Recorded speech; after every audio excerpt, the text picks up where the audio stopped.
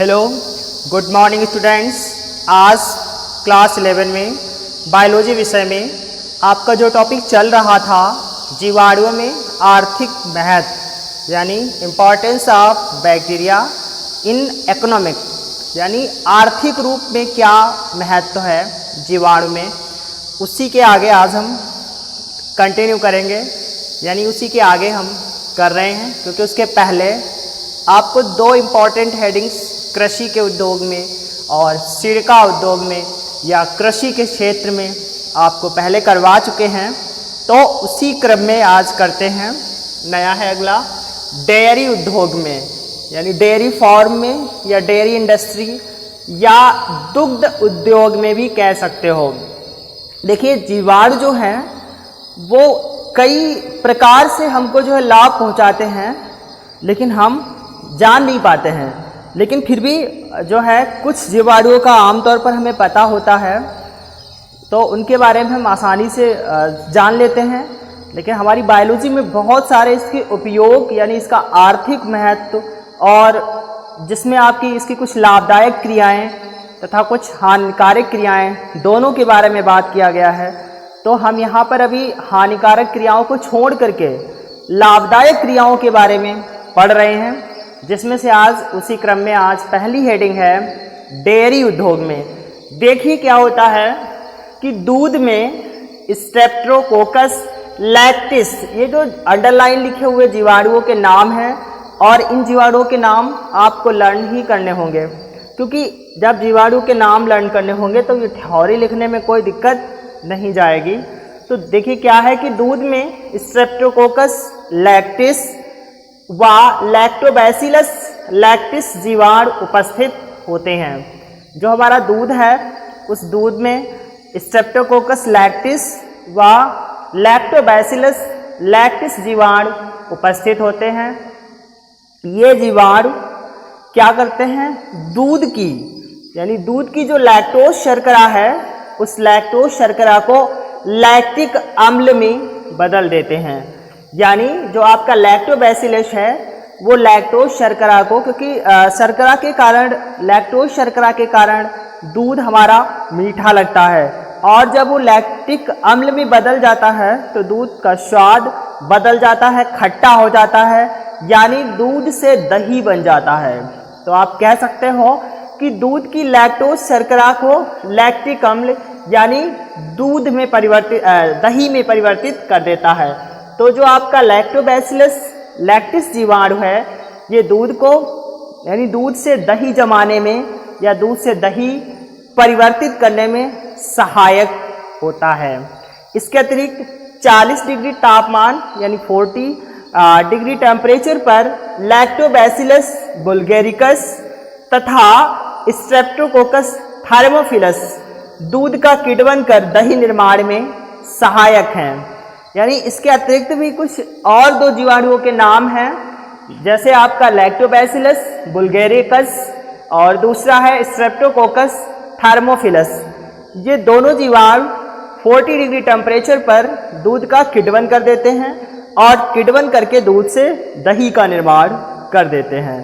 तो आपका डेयरी उद्योग में दूध से दही, छाछ, मट्ठा, घी, मक्खन इत्यादि बनाने में जीवाणु का अहम रोल होता है, क्योंकि जब दूध से दही बनता है तो दही से मक्खन और छाछ, मट्ठा अनेक प्रकार के दूध से उत्पादित होने वाले खाद्य पदार्थों का निर्माण हो जाता है।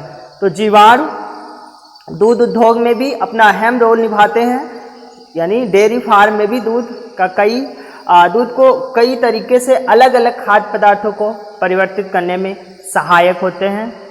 तो ये था आपका डेयरी उद्योग में, इसमें आप जीवाणुओं के नाम जरूर याद रखना।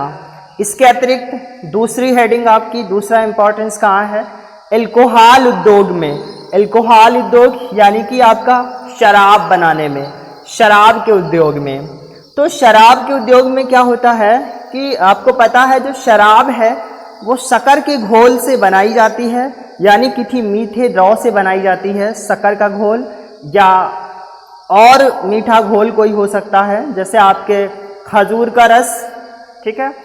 तो अल्कोहल के निर्माण में क्या होता है, शर्करा के घोल में यानी शक्कर के घोल में क्लास्ट्रीडियम एसिटोब्यूटाइलिकम जीवाणु की किण्वन क्रिया द्वारा एल्कोहल का निर्माण किया जाता है।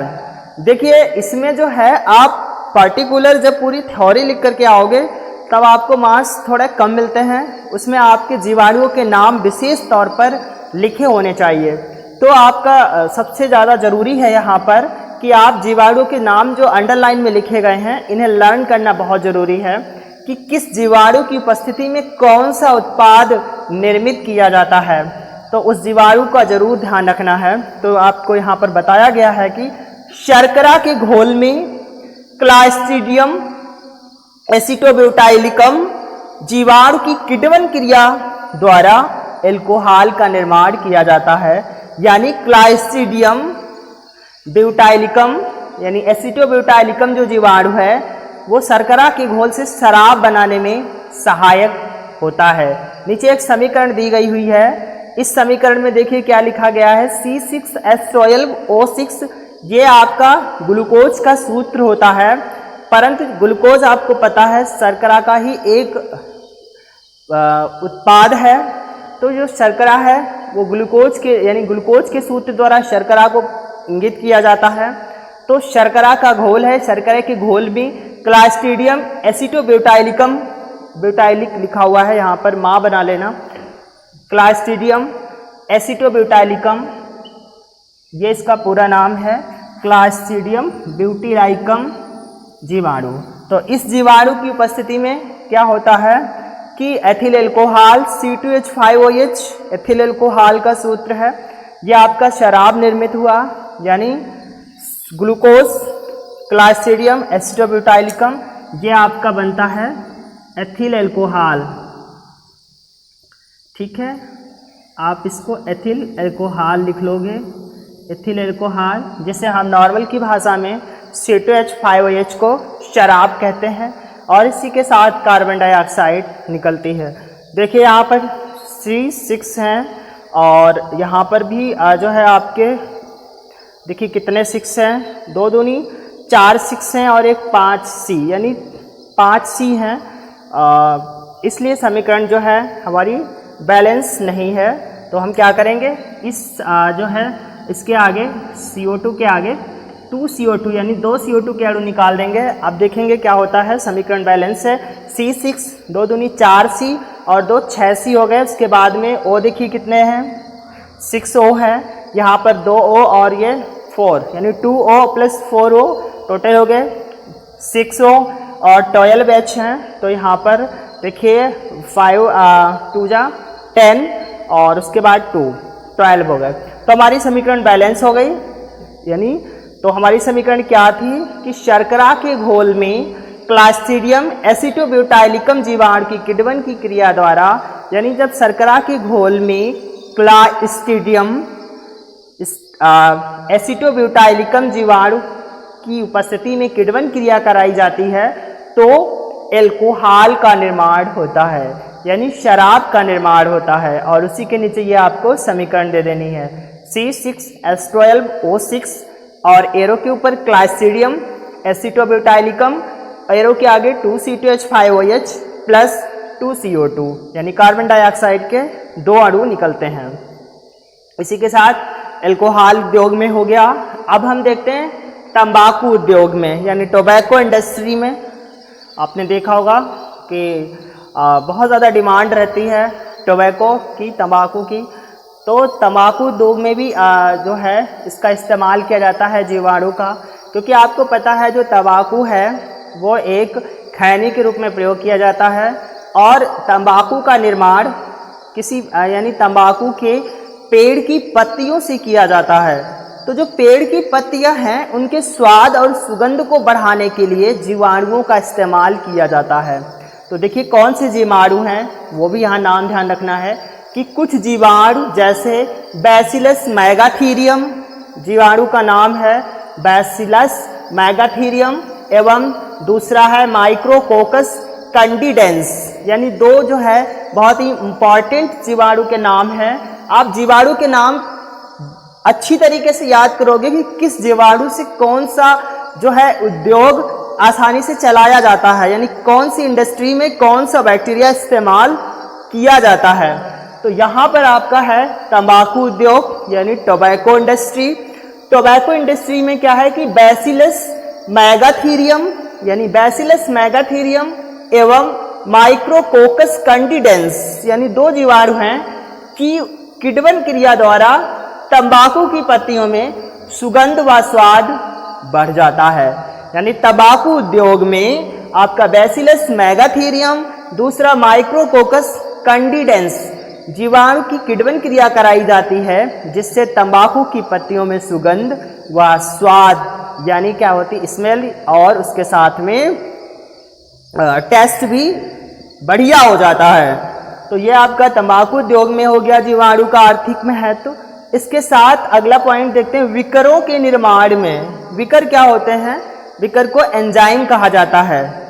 विकर को एंजाइम कहा जाता है और उन्हीं एंजाइम का इस्तेमाल अनेक प्रकार के घरेलू उत्पाद और शरीर में भी होने वाली जो है, शरीर में कुछ एंजाइम्स उत्पन्न होते हैं जो शरीर में होने वाली अनेक प्रकार की मेटाबॉलिज्म एक्टिविटीज़ जैसे कि उपापचय क्रियाओं को संपन्न करने में सहायक होते हैं, और जो जीवाणुओं की मदद से यानी जीवाणुओं का प्रयोग करके जो कृत्रिम रूप से विकर या एंजाइम्स निर्मित किए जाते हैं, उनका प्रयोग हमारे दैनिक जीवन में यानी रोजमर्रा में प्रयोग होने वाली कुछ दैनिक वस्तुओं में किया जाता है।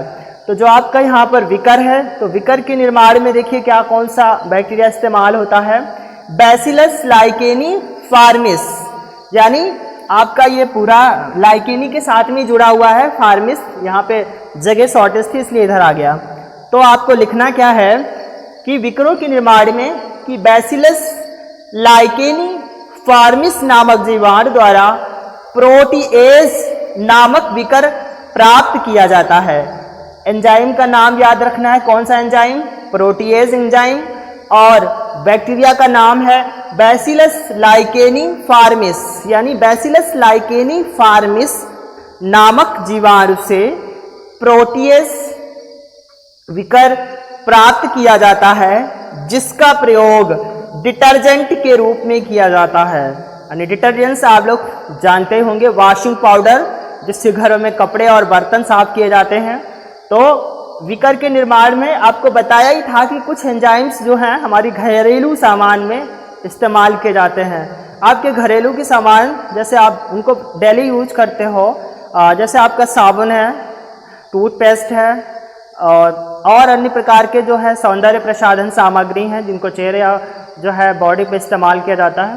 तो यहाँ पर विकर के निर्माण में हम पढ़ रहे थे, तो शॉर्ट में ही लिखा गया है और शॉर्ट में आपको लर्न भी करना है कि बैसिलस लाइकेनी फार्मिस। आप जीवाणु का नाम अगर अच्छे से समझ लोगे तो आप बहुत अच्छे से इसको लिख पाओगे।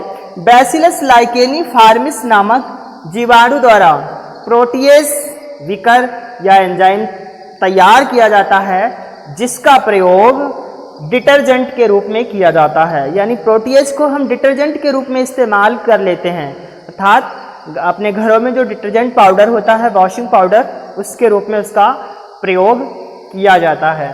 तो जीवाणुओं के आर्थिक महत्व में आज आपको 4 टॉपिक्स यानी 4 छोटी छोटी हेडिंग्स करवाई। इसी के आगे अगले वीडियो में आगे करेंगे। आज आप इतना ही लिखना, अच्छे से इसको समझना और पढ़ना।